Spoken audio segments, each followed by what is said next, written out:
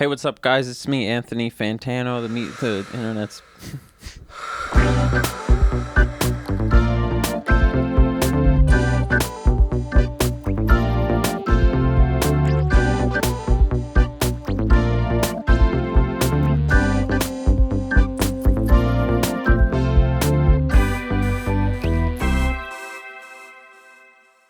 Hi, everybody. It's me, Austin the Egg Buster.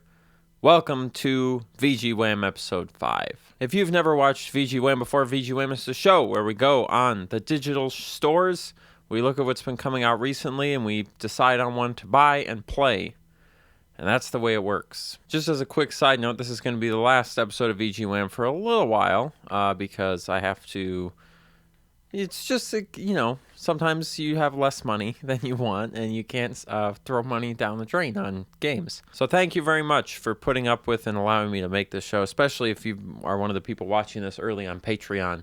I really appreciate that, and I look forward to getting to see this sort of roll out publicly over the next coming weeks and see how the public likes it, because I know you guys on Patreon like it, because you guys are the best. Anyway, that's it. It's time to do the best segment of the show, shopping.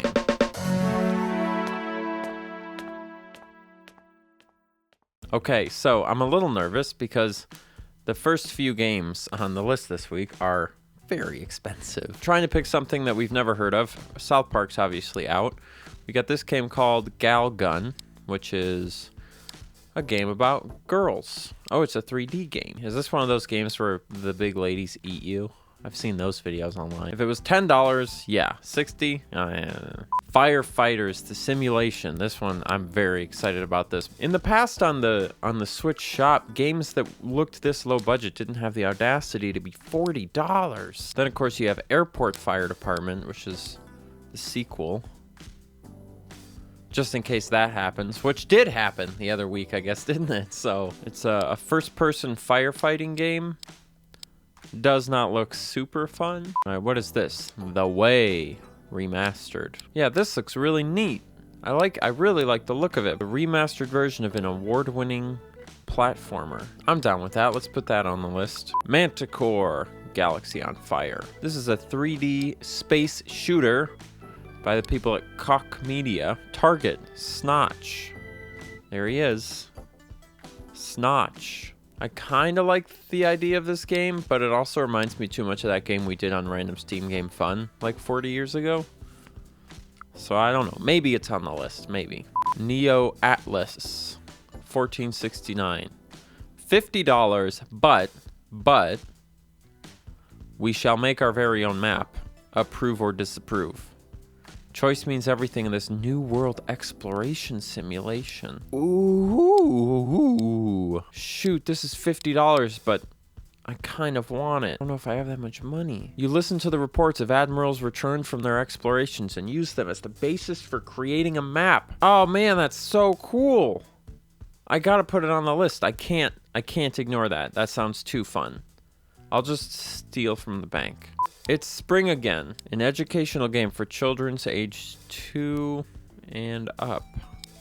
Yeah, I could probably handle this. Could you imagine being the kid that grew up playing this? You and your siblings, when you were like 18, you'd be like talking at the dinner table. Do you guys remember that like crazy game with all the staring eyeballs and the flowers and stuff? What was that? Do you remember when Dad made us play that? And finally, Eternal Edge. Some kind of Minecraft adventure game? Is this like a 3D adventure game? A 3D open world? Wow, look at those people with long legs. Well, not long legs, just really, really little thin legs. The rest of these screenshots, I would probably put it on the list, but would not end up picking it. But when you look through these, and then you get to this one, when you end up in what looks like some kind of modern city, and then you're just like, whoa! I also really like when people are bold enough to just be like $20. It's not $19.99, it's $20. Wow, this looks cool. I'm very into that. Put that on the list. All right, we finished browsing, and after looking through everything and thinking about it, here's the list as it stands in my head. Firefighters does not make the list because it looks really bad. Neo Atlas 1469 makes the list. It makes me nervous because it's $50. But it does make the list. The Way Remastered makes the list because it looks like a cool game. And Eternal Edge, the crazy adventure game where it's a 3D game, but then suddenly you're in a city. So first of all, not a surprise, but that one's in the trash. Sorry either way. It looks good, but you just can't compete. So now between Neo Atlas and Eternal Edge. Eternal Edge looks like a classic bad but not bad adventure game that I would have loved back in like the early 2000s. And the fact that I have the opportunity to play a game like that I don't know anything about beforehand, that's just so cool. It's also only $20, whereas Neo Atlas is $50. But man, that Neo Atlas just looks really fun. I wish I could just ask you guys which one to play. You guys would probably be like, I wanted you to play It's Spring Again. And I'd be like, God damn it. I'm not playing that. That's the game for babies. The only finished map of the world will be a subjective world that reflects your values, and one where only that which is approved by you becomes the truth. That sounds so cool. But it's $50. If I buy this game, will somebody promise to up their Patreon pledge? I can't decide. I cannot decide. They both look so fun. Okay, it's done. Chuck it. We're going with Neo Atlas. You gotta reward the creativity. Okay, you got to.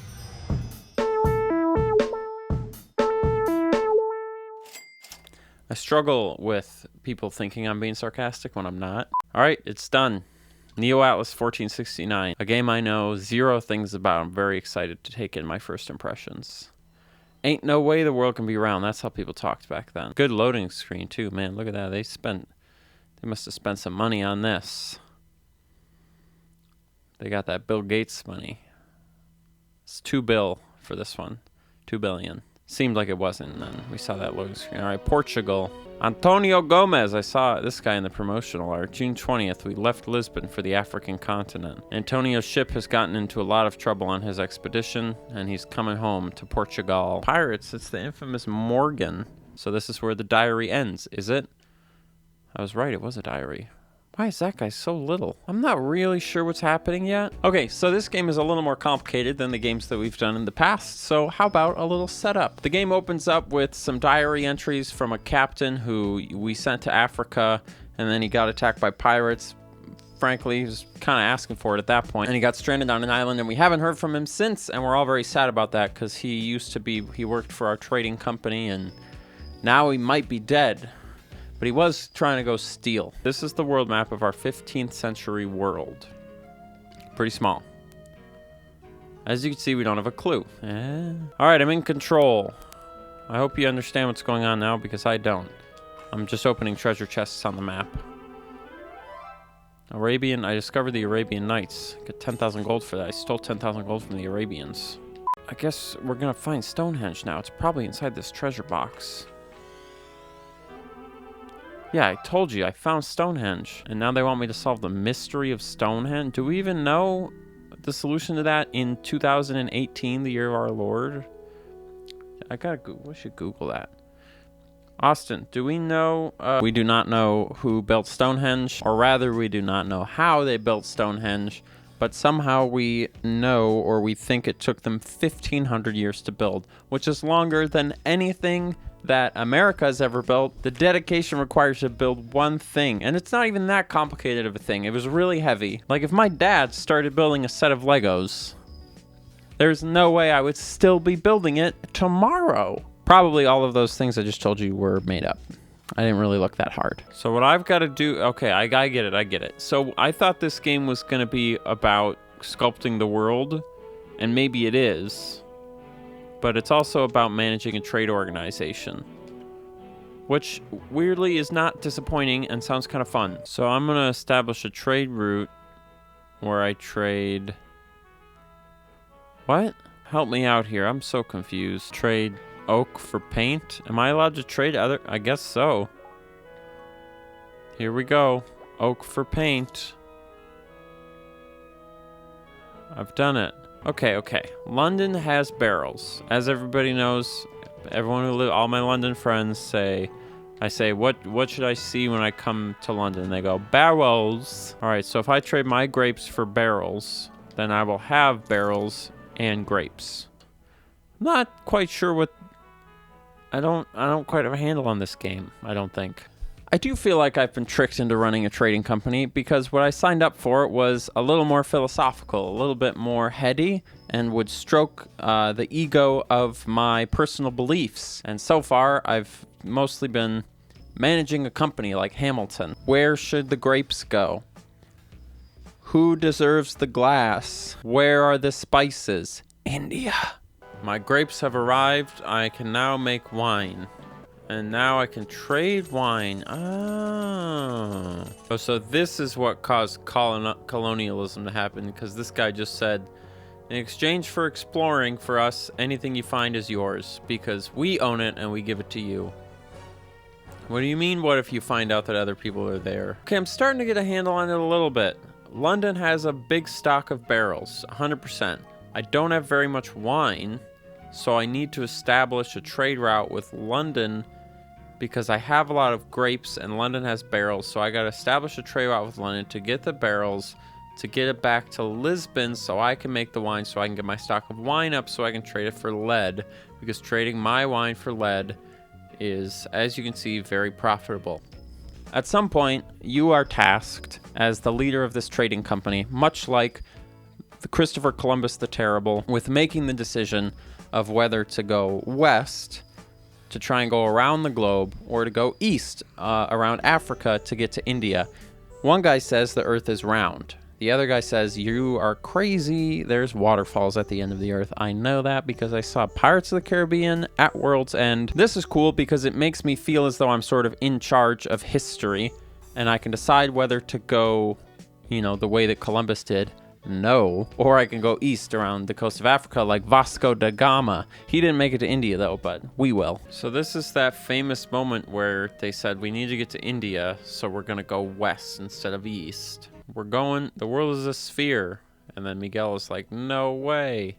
So now this guy and this guy are having an argument. This is a flat earther game. So should I do what Christopher Columbus did and go west? The decision rests upon me and my judgment. And my judgment historically says anything Christopher Columbus does, go back in time, murder him, and don't do what he did ever. That gives me 1 gold a day. That's a bunch of shit. I don't need 1 gold a day. Let's trade some good stuff. We're gonna trade rings. Anyone who's got rings as their primary export, they have too much money. So trade the rings for some salt. Time to pay our admirals. Wow, 25 G's, Francisco, what did you do to earn that? All I heard you do was complain that you think the world is round.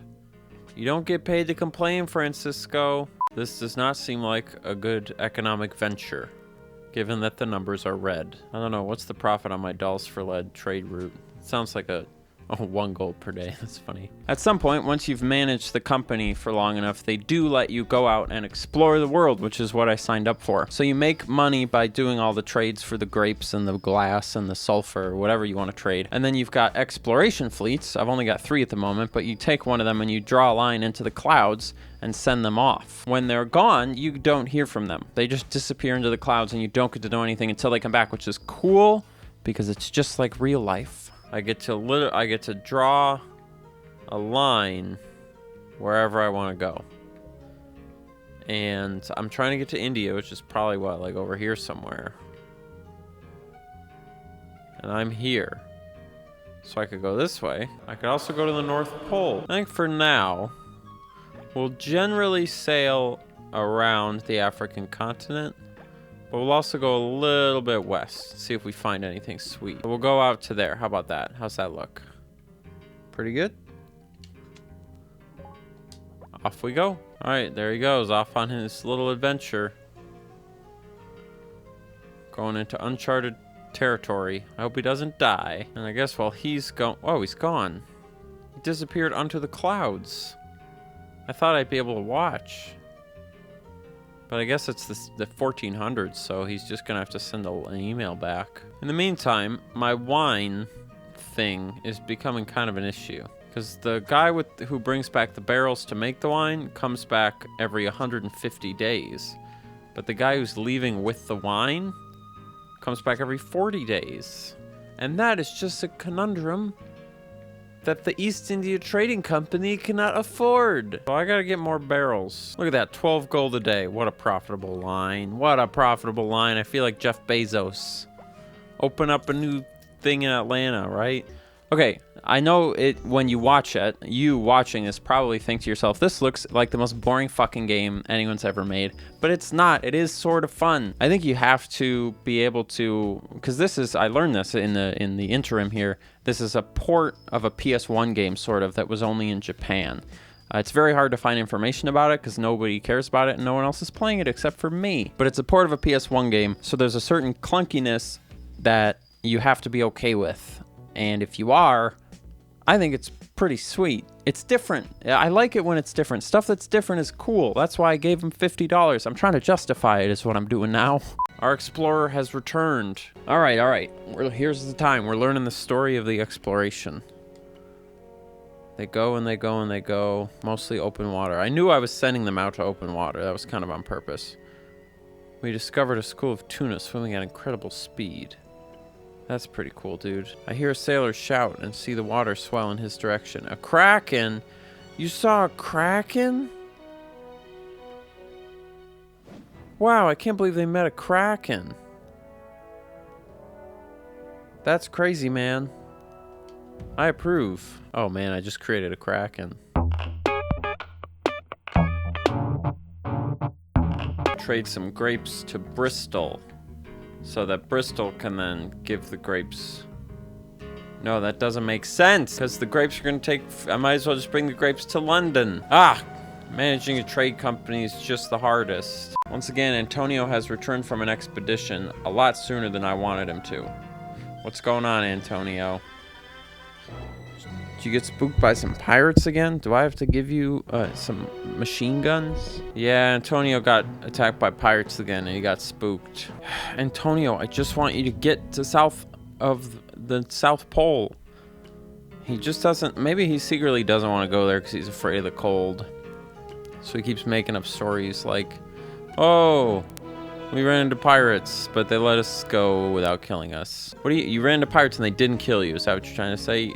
They just let you go? One of the tricky things about playing this game is at some point I wanted to figure out, I put rubies, I traded rubies for rings and I crafted ruby rings. But after I traded the ruby rings, I got like a bunch of gold, but then I didn't have any ruby rings left to trade. And so I was trying to figure out how to replenish the ruby ring stock. So you go on Google and you type in something like Neo Atlas annual product rate because you're trying to figure out what the annual product rate is.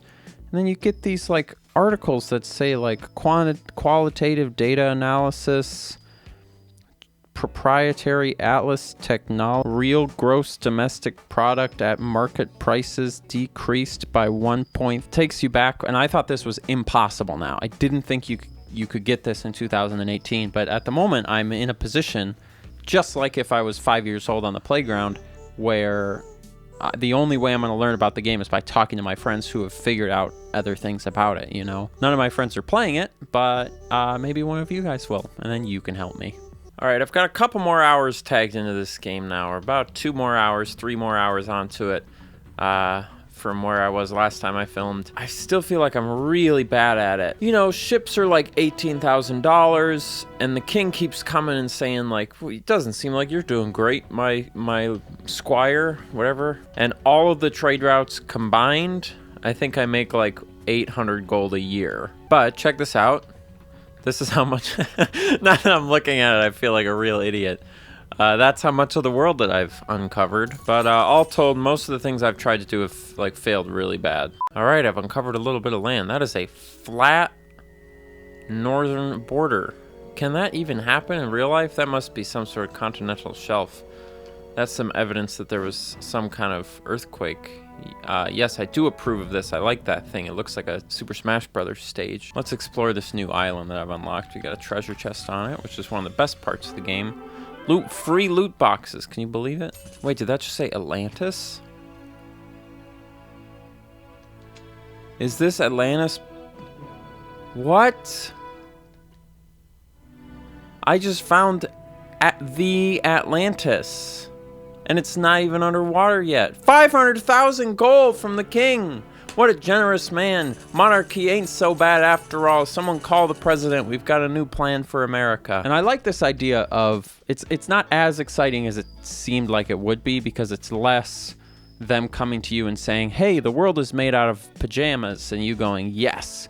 And it's more, we found land. Did you want us to find land? And then you go yes or no. And if you didn't, they'll go again and they'll find something else. And so you're physically shaping the continents, less so shaping the philosophy of the world that the continents are in. I must be doing something wrong with the whole trading thing, because look at this. 10 gold a day. This is my most profitable trading line, is paper for pearls. First of all, what? And then from Bristol, we can have Antonio go to the North Pole and meet some penguins. No, penguins aren't on the North Pole. Shoot. Whatever. We'll meet Santa Claus. He was still alive back then. Didn't he die in like the 1800s? Austin, Google, when did Santa Claus die?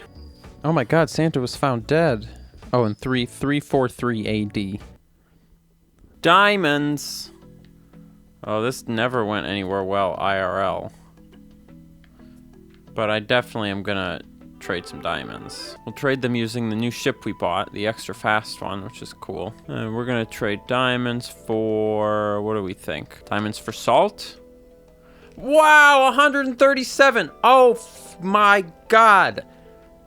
Stock prices are going up. Pay the shareholders. Fire Zuckerberg. I'm in charge now. Finding something like this. So if salt is 137, 225, 260. I can't even believe it. 336. I didn't think this day could get any better, but we're about to be making bank. Diamonds for rings. 336 gold a day. Can you believe it? Diamond ring has been... Oh, I'm a genius. I put diamonds and rings together and now I have diamond rings. Has there ever been a better deal maker than me? Answer. Daily fucking double. What is no? Bad news, bad news, bad news. This line has turned red, which I believe means pirates have infested the line. They figured out that we've been trading and they've decided to take it upon themselves to... I don't know, but we gotta kill them, because that's what you do when people break the law, you kill.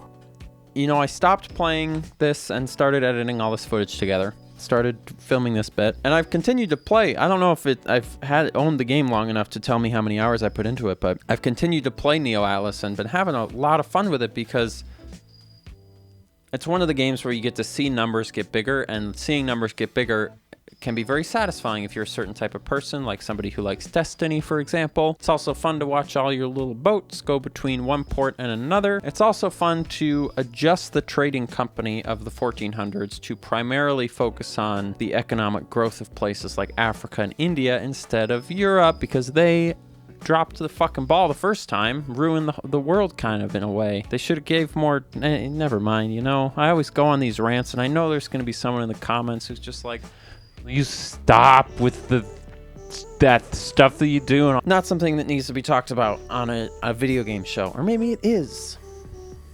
Who am I to decide? Maybe we should talk about it all the time. All right, that's it for VG Whim. Neo Atlas 1469. I give that one a big thumbs up. I don't know if it's my favorite. Is it my favorite game we've played?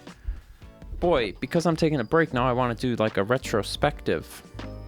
Oh, maybe we'll do a top 6 games. I'll put out a separate video. We'll do that.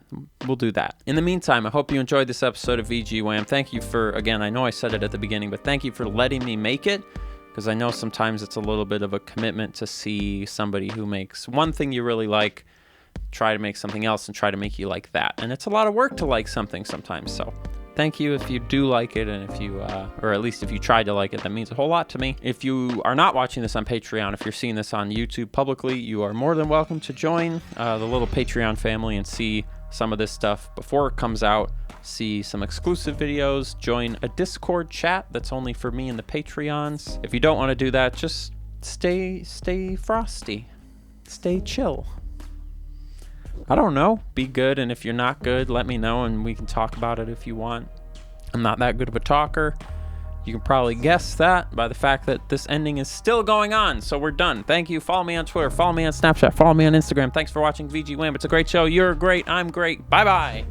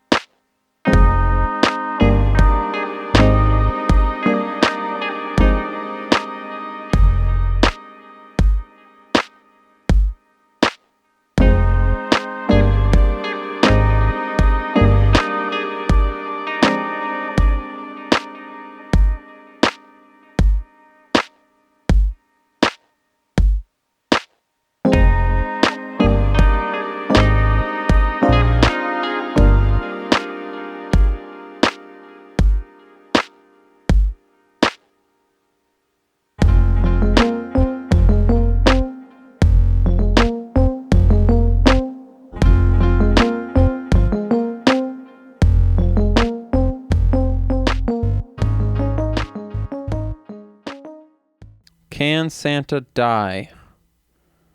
NBC News. A terminally ill 5-year-old boy had his final wish fulfilled, dying in the arms of Santa Claus. Wow, that's really, really sad. We'll just put that at the end of the episode.